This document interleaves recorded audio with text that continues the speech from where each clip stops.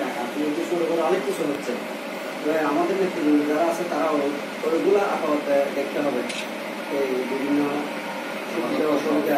হ্যাঁ, আর আমাদের ভিতরে খেয়াল করবেন যে এখন বিএনপি আমাদের ভিতরে এসে গেছে।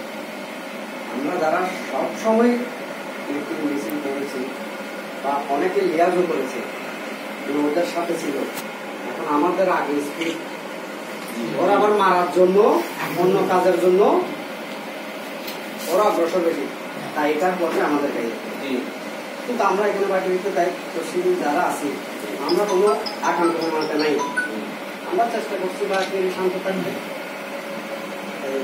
অন্তপক্ষে 4-5 আমরা চিন্তা করতেছি, আমাদের 4-5টা অন্তপক্ষে শান্ত থাকবে,